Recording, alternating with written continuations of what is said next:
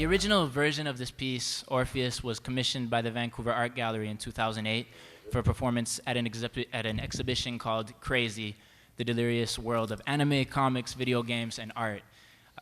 Orpheus is a narrative poem with visuals, illustrated and programmed by Eric Chan to my left, and musical accompaniment by Andrew Zeely to my far left, who's playing the laptop and Tibetan singing bowl. We hope you'll enjoy. You'll want to mostly focus on the screen, but we're here doing it live. Orpheus.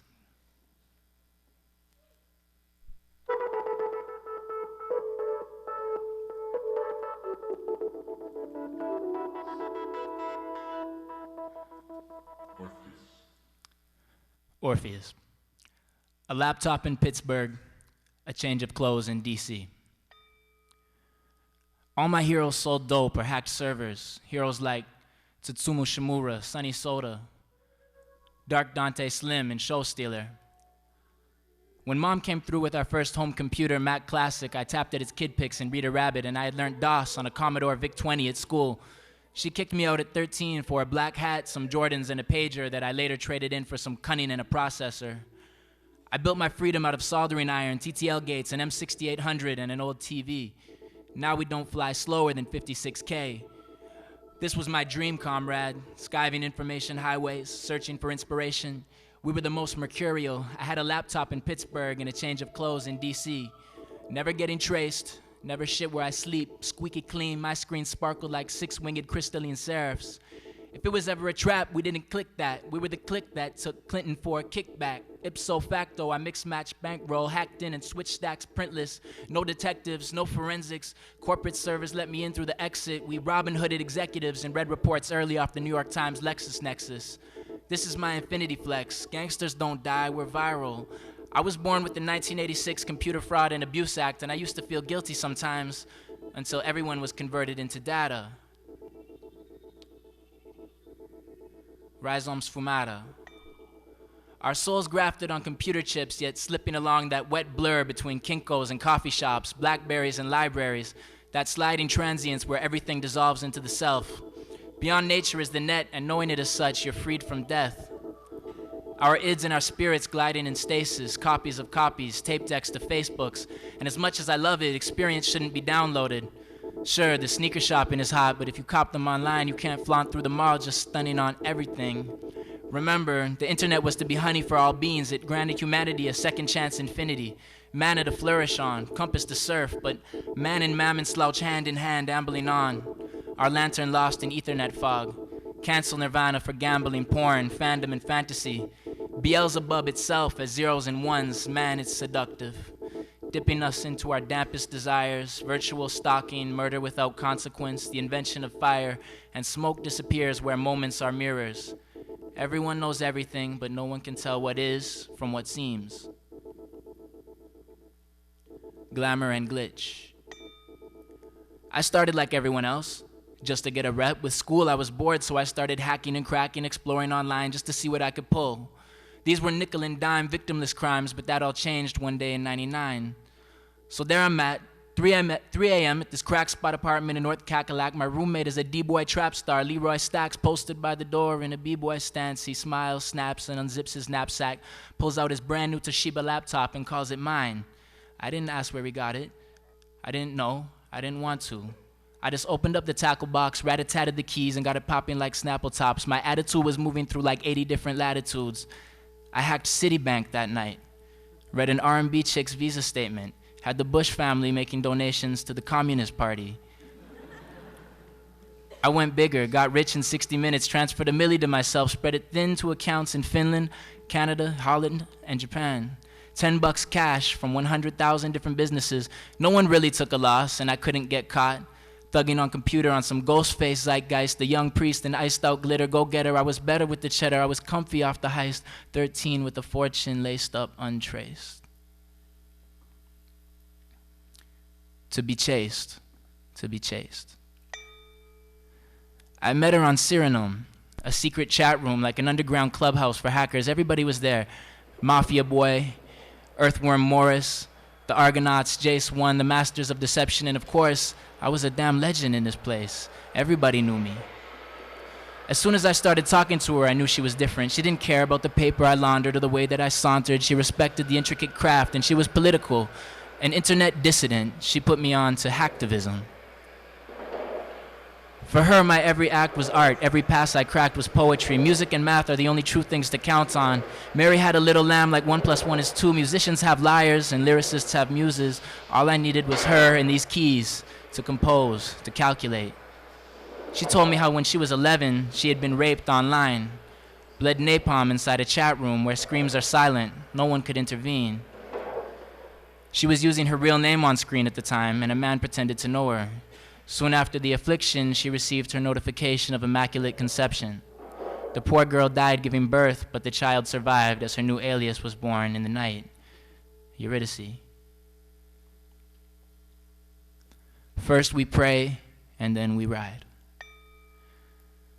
Lord, did I adore her, our sordid spirits orbiting like orchids in the wind. What torrenting concordance, it's beautiful, it's pitiful. Our smiles, our facsimiles, our emails, our emo, our IMs, our eros. Looks is crucial, though I knew her only by description. We aviators course the air, our avatars in course and prayer, of course, in air where north and south and east and west confound. Space is more like sound, and every way is forward. Nothing could have brought our bodies more as one as war did. We weren't forging love, we were the origin of it. She gave me the name Orpheus. We formed ourselves a force and named our gang the Sheep Gut Ruffians. She changed all my ideals, appealing and political. We based our crusades in a place called Chiapas. Eurydice set up the first Zapatista website to create awareness. She started our garden from Europe, raised the flower to disturb the pace of power in favor of the revolutionary common. With a JavaScript floodnet, our henchmen were clogging up the trenches. Stretching like elastics, I'd sit binge drinking just to ease up the tension. Electronic jamming disabled the enemy's defenses. We put up barrages of graph and propaganda on government pages. Protests on NAFTA, laughed in the face of Mexico's finance ministry. In time, our tactics attracted the attention of military strategists. We put them on blast without automatic GATs. Absence is important. Call it what you want if I was hiding behind a terminal, but this machine kills fascists. Radio DJs live on net waves, please play that song. This one's for the populace. A crucifix, acoustics shoots live from Omni everywhere. Orpheus signing out. The relationship between electricity and democracy. I chatted with Eurydice from a bachelor apartment. I had tapped in access to the internet cafe/laundromat it sat on. When we weren't in combat, we were in satin sheets. Embroidered over oceans, she sung as I strummed a corded tortoiseshell. Nothing could have brought our bodies more as one as war did. We did things I never tried. She was a freak and I complied. Free flux sorting through network nodes, forging the original torch song, crusading outside carnage. Fighting wars over real acres in abstract spaces, death loses its sacredness. Together in the middle of art and death, you can't arrest or negotiate rebels without faces. And I might have been getting cocky or enamored, but Eurydice wasn't stopping. Hammered with nonviolence, she was hacking Google China, offsetting their blinders. She tampered with censorship, though I warned her not to. We didn't need the attention, but for her, the great firewall was no more than a screen door. Remember the news report, September 2014. Ubiquitous and palpable. In a brief conference, authorities announced the capture of elusive internet hacker Eurydice. The arrest has come as a result of years of tracking by an international web-based detective bureau comprised of representatives from Canada, China, the United States, and Germany. The infamous internet dissident was apprehended yesterday evening, but authorities are yet to release the suspect's true identity, stating that they will proceed with in-depth questioning and investigation in the hopes of arresting other members of the Sheep Gut Ruffians, an e-gang co-headed by Eurydice and her ubiquitous partner Orpheus, perhaps the most wanted hacker in history. Prohibited from computers, she couldn't be reached. I sneaked in secret, leeching on the streaks of entropy, hacking into hell. I traveled without a passport. The devil is at the keyboard. If I ever left this nether inferno, it would be with Eurydice. I rolled through seas and coaxed the trees, macked the locks and cracked the keys, diverted rivers, charmed the beasts, accelerate the tempo, pump up the volume, beseech the demons who finally agreed if I helped them, they'd help me. So I helped them. Hunt down every script, kitty, runt, clown, phone freaking 8-bit outlaw in town. Routed out every hacker that mattered, whatever it took if they'd spare me, my lady. Infiltrated whoever uncovered plans for nuclear weapons. This went 6 months with little sleep. I dug so deep just to hover in cracks, covering tracks. I'd become the most resented by hundreds of hackers. Iconoclasted, a glitch in the system to snitch on the brethren. Dips to the sanction, eclipsing my legend. Constant dodging all traps. After all that, thought I had it on smash. Certain I had brought her back past the curtain to our broadband paradise, till I turned back and saw the broadcast video blog blast on. Eurydice vanished.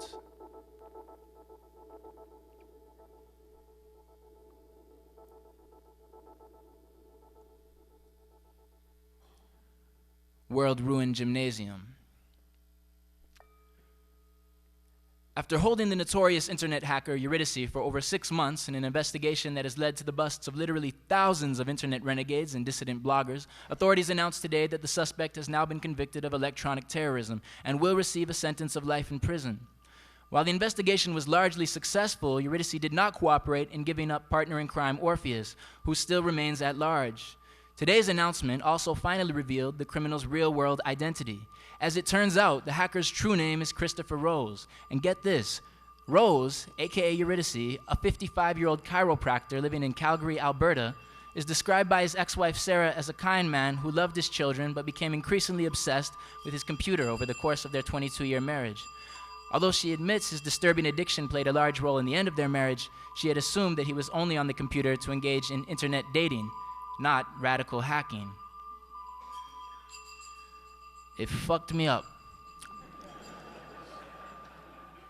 I was busted and disgusted, lusted loud, no justice, never trust another woman in a crowd, being swindled by a lover, meaning dwindled into nothing, gender rendered to the slender, airy formlessness of network, pixel pixie, limbo Lucy, a blonde figment spawn of raunchy collective consciousness. From then on, I was no longer gone in the facade of womankind. I opted for the child's tender song.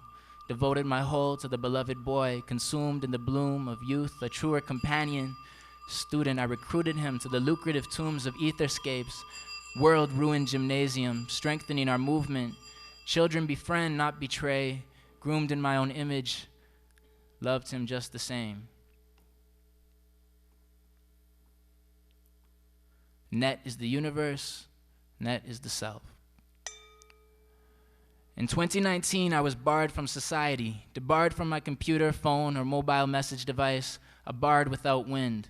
Secluded to the few cubic confines of mine, skewed and misconstrued up, they charged me with sodomy. My lone prophet friend Leroy fought for me. He'd put himself through law school, dodged his own charges. We argued deep against the mockery of locking me. The online self is immortal, we told them, ageless, suspended, and genderless, sexless, invented, not to mention, without country, what court can try me? Hail me for my political work, even doing, not doing, twice removed in the age of the internet. We are true global citizens. This organic gram mechanical should be meditated on as the limitless space where sound is carried. Net is the universe, net is the self, and in this net there is no legal age of consent. iPod, iChat, iTunes, iPhone, iCal. I is lowercase now. Insignificant. We aren't proper people, but inherently related by God and chemist. Boundaries between male and female, self and other, nature and machine, even life and death are obsolete in the digital split. My verse will be spun forever, streaming forever, further from its context, cursing slightly more fuzzy with each replica. As I spoke in person, the jury couldn't hear me. Not without my tools, apart from the cosmos, a bard without wind.